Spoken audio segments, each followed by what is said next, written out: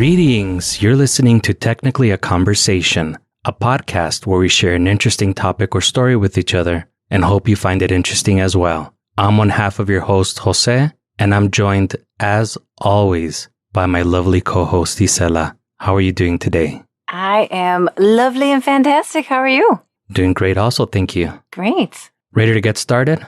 I am ready to dive in. Let's hear what you're going to share with us. Let's get started. So, Isela, have you ever watched TV before? A lot. Yes. I excel at watching TV. What would you say your favorite TV show is? Oh, that's a hard one. Favorite TV show? Or one of your favorites? Okay. So I know this is going to sound super nerdy, but there was this show. It was called The Universe. And for some reason, it's not on anymore, but it was really cool. And it had tons of information. And it was just all about things that like sometimes your mind can't even fathom. So that was really cool. I used to like to watch that. Oh, cool. Is it like one of those Discovery or Science Channel shows? Yes, exactly. What about you? What were your favorites? Current favorites are probably Batwoman and Superman and Lois. Probably favorite shows of all time are Arrow and Smallville. I really figured you were going to say Smallville, especially because you kept extolling your praises about, yeah. Okay, very cool. It is such a good show. If anybody has Hulu and they're thinking about something cool to watch, I highly recommend it. On that same tip, I thought Lucifer was such a great show. The title didn't really tell me what to expect. I was like, what is this about? And then when you went on to tell me that, oh, it's based off this comic, and then I was really intrigued. And then I really enjoyed it. It was funny. There was like intrigue. There was mystery. There was love. It was really great. It is. It's a fantastic show. Yeah, that was definitely one of my favorites. Well, I'm glad you enjoyed it. Thank you for introducing it to me. You're very welcome. Now you got to go watch Smallville. I think that you'll enjoy that as well. I think I will too. It's just, you scared me with, what was it, like 11 seasons? Holy. It's only 10 seasons, Isela. Oh, okay. One more season. That's a lot of seasons. I don't know if I got that in me. Lord Jesus. Now, when you watch some of your favorite TV shows, do you ever watch with closed captions turned on? I actually almost exclusively watch things with closed caption on. And not just because I feel like the damage of all the concerts that I've been to have really done a number to my hearing, but I also feel like sometimes the characters might like say something lowly or, and then I can't really understand what they say. But if the closed captioning is on, then I kind of know all the time what they're saying. Same. Now, when you watch some of your favorite TV shows with closed captioning on, have you ever noticed that a lot of the TV shows say Captioning by WGBH during the end credits? I can't say I've ever taken notice of where the closed captioning comes from. No. Okay, well, this is something that I noticed on a lot of TV shows that I liked. It would always say Captioning by WGBH. So I was curious what that meant. So I had heard of WGBH before. One of my favorite podcasters, the delightful Andy Anarco, does the high-tech hidey-ho for WGBH in Boston. Boston's NPR. So I was familiar with that call sign due to Andy Anarco. Uh-huh. Then I noticed that a lot of my favorite TV shows would say Captioning by WGBH in the end credits, and decided to do a little research on this and see if I could find out why. So today, I'm going to tell you what closed captioning is and how it differs from subtitles, who WGBH is and some of their clients, as well as how you can support WGBH, and a few fun facts. My sources for this topic are fcc.gov, wgbh.org, and wnycstudios.org. I didn't even know that there is a difference between subtitles and closed captioning. See, I'm already learning and you haven't even dove into it. That was actually going to be my question to you. If you had to take a guess, a gander, if you will, what do you think the difference is? God, that's hard. Okay, I think that subtitles maybe explains more of what's going on in the scene, like music plays or someone enters or loud footsteps. I don't know. I could totally be wrong because, that's me 75% of the time. You're actually really close, but you kind of got them backwards. The most basic explanation is that subtitles assume that you can hear the audio, but you just want the dialogue provided in text form. maybe you're watching a Christopher Nolan movie, and this is not a knock on Christopher Nolan. He's one of my favorite directors of all time. But in some of his later movies, the dialogue is almost impossible to hear in some scenes. Interstellar is a perfect example of this. It was very difficult to hear the audio over all the other sound effects. Originally, I thought it was just me since I have some mild hearing loss. But it was such a problem on this particular movie that movie theaters were putting up disclaimers saying that there was nothing wrong with the movie theater or their sound system. And the poor sound mixing was just a director's vision. Oh my gosh. I didn't realize that they had to put up signs. That seems like a little bit of a fail if there's that many people asking. Yeah, no, there were a lot of complaints about it. And most people were naturally blaming the movie theaters for it because you would expect that a movie would be mixed properly. Christopher Nolan even defended it and he said that it was his vision and the things that you couldn't hear, you were meant not to hear. Which doesn't make any sense. Why would you record dialogue that you weren't meant to hear? Right. Then why even write those words? Why even write out a script for that? That's so strange. Right. So in this case, in the case of Interstellar, you would definitely want subtitles if you don't want to come home angrily after the movie and read the Wikipedia article for Interstellar to find out what the movie you just watched was about. That's a great movie. It is a great movie. I loved it. Closed captioning is what you were saying earlier. It assumes that you cannot hear the audio and you want a description of what was happening. An example of this is when captioning will say things like cell phone vibrates or upbeat music is playing or a car is approaching an unsuspecting pedestrian at an alarming speed while the villainous driver laughs maniacally.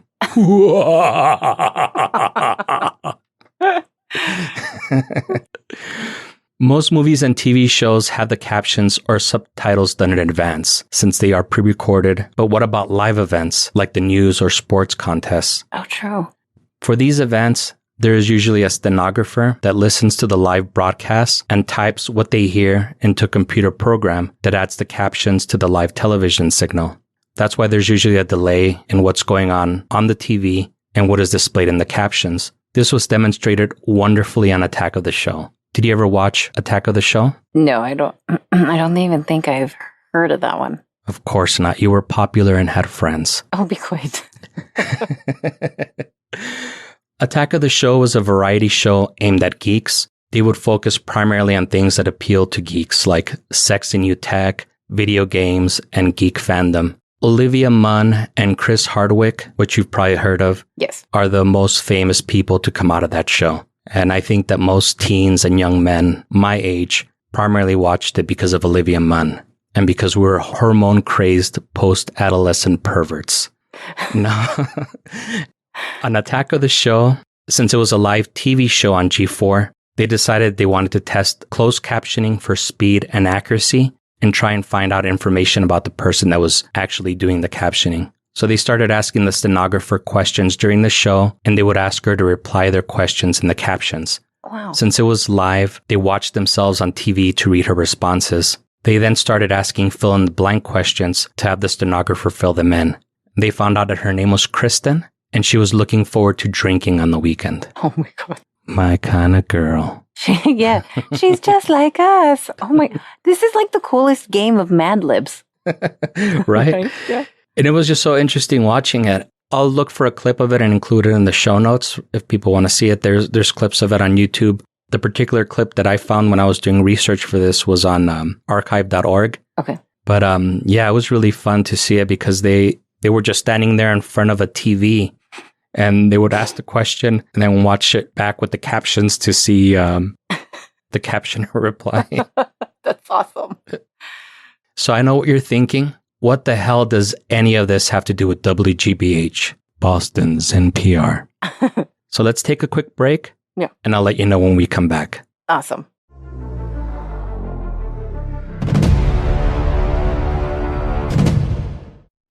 In a time where trust is scarce and anxiety is high, count on the Daily Planet to provide you with up-to-the-minute news wherever you are.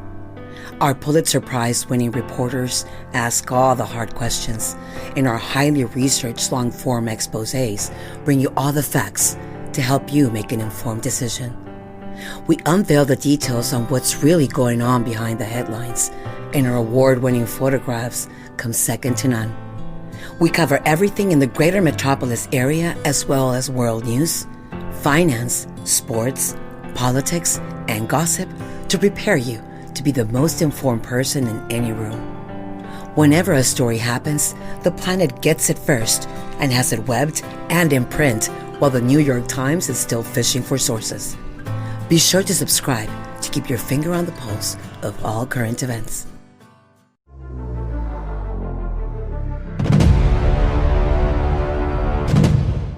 So how's your break, Isela? It was fantastic. Just hanging out, drinking some water, relaxing. What about you? Good, good. Did you watch anything with closed captions during your break? No. Okay, so before the break, I said that I would tell you what all of this has to do with WGBH, Boston's NPR. Yeah. It actually has everything to do with them. WGBH actually helped to create and implement both closed captioning and description services. Do you want to take a guess at the first TV show that they ever captioned? Oh, this is going to be a fun one because now I really have to think about how far back this goes. Okay, I'll give you a hint. Okay. It was in 1972. Whoa. And keep in mind, this is PBS. Oh, I got nothing. I'm thinking 1972. I wasn't alive. And then the very first TV I watched was like Nico Lico was, something in Spanish. So sorry. I definitely can't help you there. Yeah, unfortunately, it was not Nico Lico. Oh, sadness. It was The French Chef with Julia Child. Oh, that makes sense. And that's fun fact number 1 for everyone that's playing at home. It's time to take your shot, everybody. Yeah. Yeah, I was actually going to try and do a Julia Child impression, but I'll spare you all. Spare your ears. Yeah. So for close to 50 years, WGBH has been offering accessibility services to the over 37 million people in the United States that are hard of hearing or hearing impaired. They created the Media Access Group, or MAG, to provide services for all the media and have offices in Boston and Los Angeles. And they don't just provide captioning for movies and TV shows. They also offer captioning for streaming content, documentaries, music videos, museums, and other attractions. Though they didn't really go into too much detail about museums and attractions, so I don't have much information to provide on that. They also captioned Super Bowl 52, which they estimated was watched with captions by over 100 million people. That's fantastic. I'm all about people being excluded. Doesn't matter what group they belong to. They should be entitled to entertainment just as much as anybody else. Yeah, and with sporting events like the Super Bowl,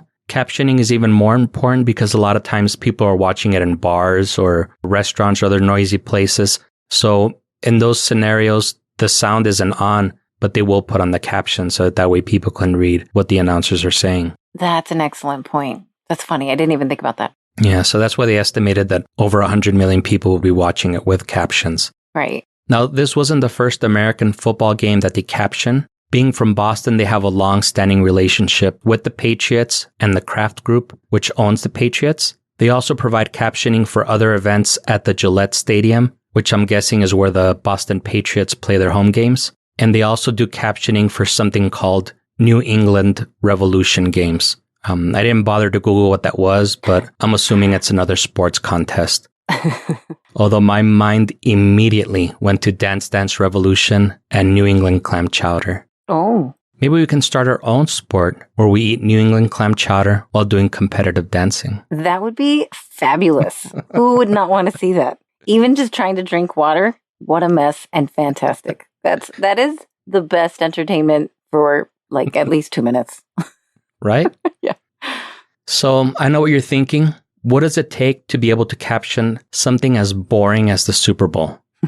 They actually did an interview with Janet Mahoney, who works for MAG at WGBH, and she stated that it was a lot of research and preparation. Before the game, she spends a lot of time studying all the coaches and players on each team, so she would be ready to write down or type anyone that the announcers mention. She also spent a lot of time researching other boring stuff like past Super Bowl history, most valuable players, and other stats so that she would be ready to type them in real time as the announcers mentioned those things between the commercial breaks. Oh my goodness. Are they also trying to fill any dead air? Well, I don't think there's any dead air. That's pretty amazing. Yeah, no, these people are professional talkers, so there's very little, if any, dead air. True. At the same time, she's a professional stenographer, so she can almost type in real time. That's amazing. And that was one of the things that she had been talking about, is that she's been doing captioning for over 30 years. So all that experience allows her to type,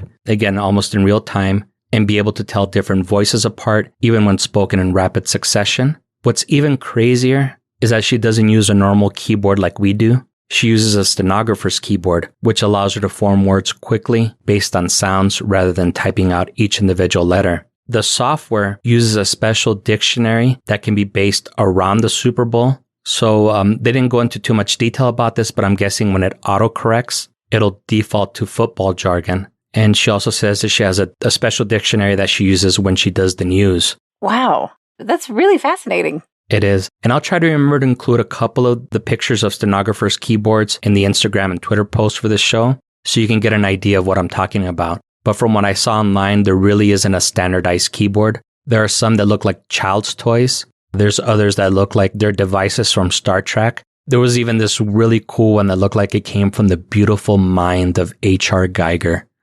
So I can imagine that you kind of want to stick with whatever you know to remain efficient. That's really interesting. It almost makes me wonder why, if they can type so quickly and so efficiently, why do we not have something like that? That's a great question. It might be just a force of habit. We got used to using a regular keyboard, so that's what we use. Plus, I'm sure, making the different types of dictionaries, that probably wasn't something that was available back when keyboards and typewriters were first used. Yeah. So they couldn't autocorrect based on whatever topic it was that you were talking about. That's true. Very valid point. Yeah. That's just a hunch. They didn't really go into detail about that, but that's just what I'm assuming. Now, the Super Bowl and all things New England aren't the only clients of WGBH. Being that they're the OGs, they do all the big events. They also do the nationwide captioning for the Grammys, the Tony Awards, the Country Music Awards, and even presidential inaugurations. So what you're saying is that they essentially have a monopoly on all the big events. I wouldn't necessarily call it a monopoly, but I guess since they've been doing it for so long, they're the company that's trusted for doing it. Got it. Okay. Now, do you want to hear what some of their other clients are? Yeah, for sure. Roll call!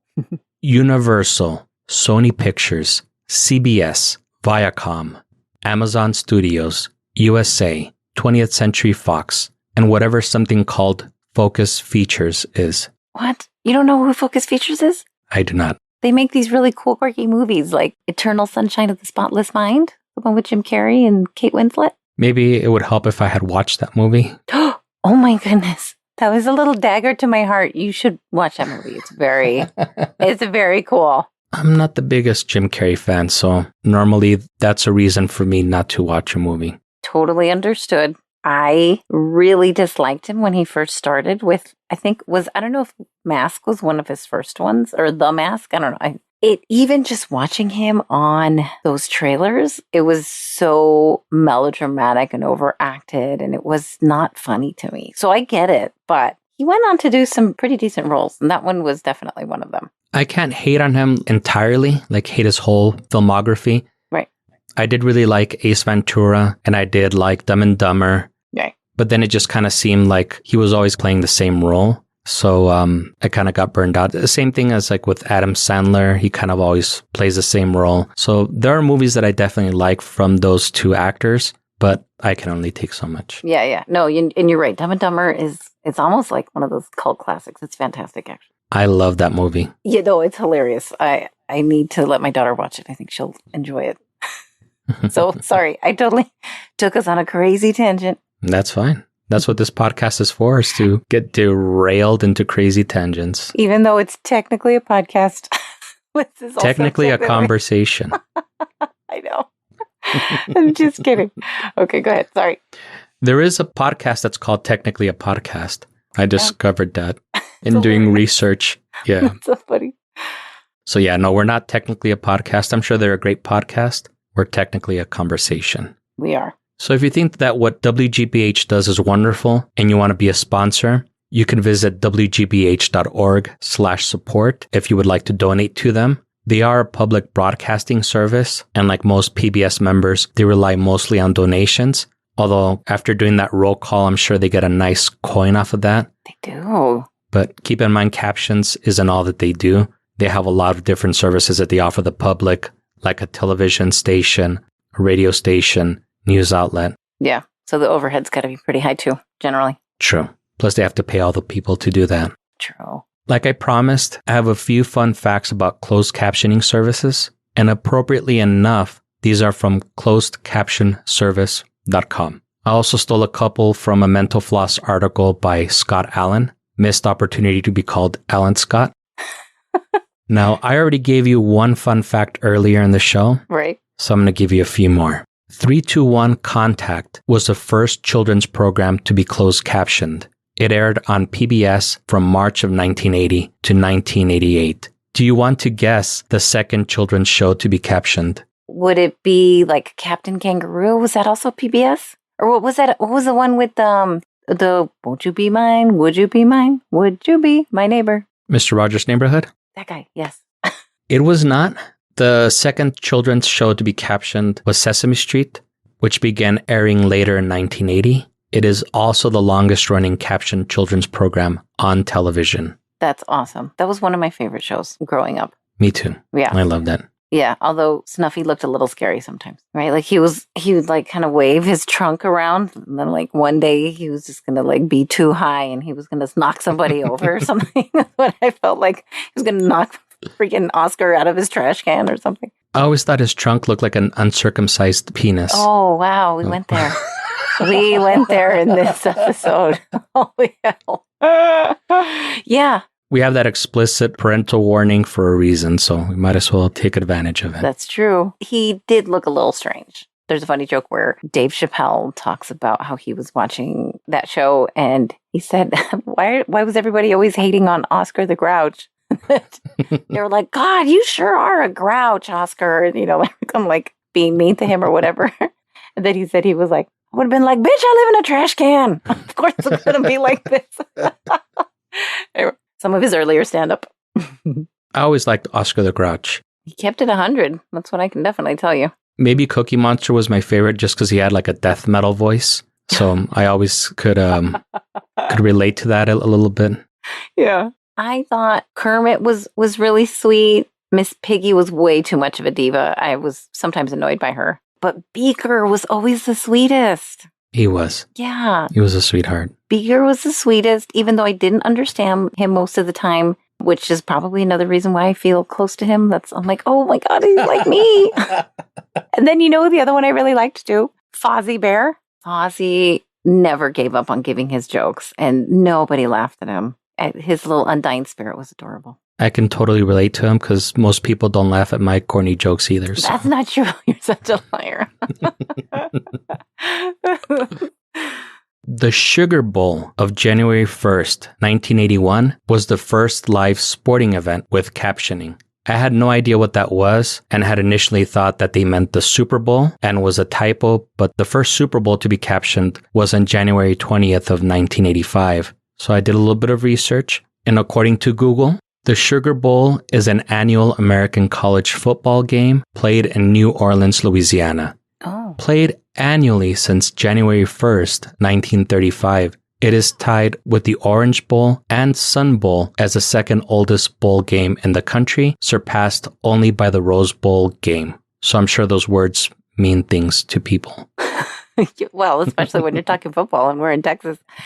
Wow, that's really incredible. Just because as soon as you said 1935, wow, like I immediately thought, God, this has got to be one of the oldest bowls then. It is. And I appreciate that the Sun Bowl was shouted out on that one. Yes. I don't think a lot of people understand how we do have one of the oldest bowls that have been played. That's a Dun Haskins thing, right? The Glory Road or whatever?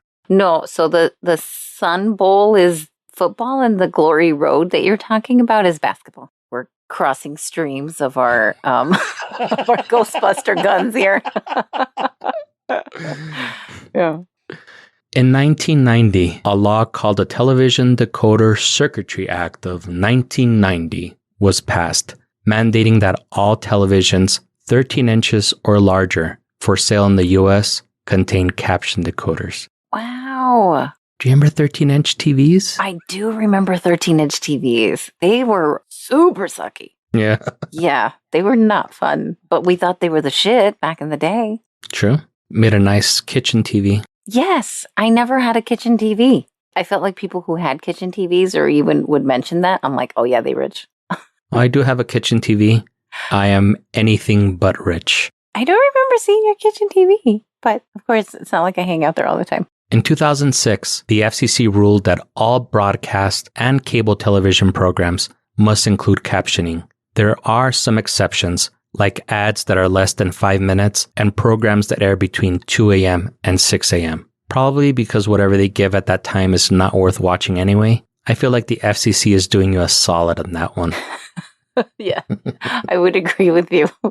It would be these poor stenographers like repeating, but wait, there's more. And if you call right now within the next hour, they would just keep repeating that every hour. Now, we already went over the differences between closed captions and subtitles. Do you know the difference between closed captions and open captions? I'm going to say no, I don't, because I don't think I've ever heard of open captions either. So what the heck is an open caption? I had never heard of it either until I was researching for this topic. Open captions are always visible on the screen. They're actually part of the video. Think of a subtitle of a foreign film, although that's technically a subtitle and not a caption. And a closed caption is on a separate track of the video and is only visible with a decoder, like when you enable captions on your TV. That's exactly what I was going to say, like when you turn it on, like when you physically turn it on. So the closed part is that they're closed until you enable them.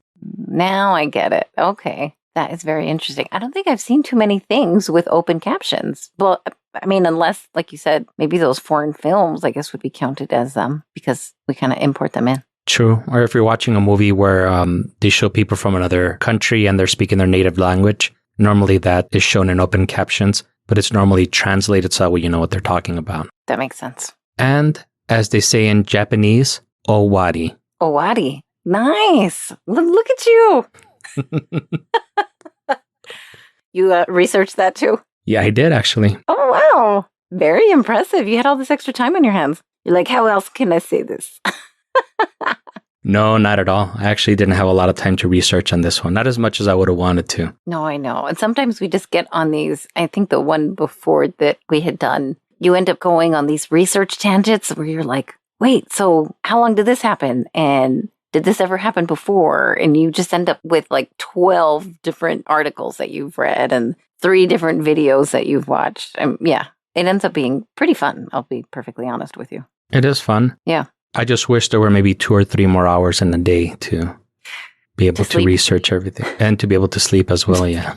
Just kidding. Yeah. I definitely don't get enough of that. But yeah, no, I agree. 2 or 3 more hours would be really, really sweet. We can slow down the turning of the earth, right? Very Superman style. Yep. Just kidding. Very cool. I appreciate this this topic. I don't even think I've ever even given it a second thought, which is really sad to say. Yeah, the thing that inspired me was just seeing that captioning by WGBH, and I just wondered why I saw it so much. So I did a Google search, and 5 pages of notes later, we have this topic. Of course, your observational ass would notice stuff like that. I'm just like, that was a good movie, or that was a good show, and turn it off. Wow, very cool, though. I appreciate you bringing this info. You're very welcome. So we hope that you enjoyed the show, and you join us again next week. You can find us on Apple Podcasts, Google Podcasts, or wherever fine podcasts are sold. Follow us on the gram and the tweets at greetingstac. Email us at greetingstac@gmail.com, or leave us a voicemail at 915-317-6669 if you have a story to share with us. And you know you do.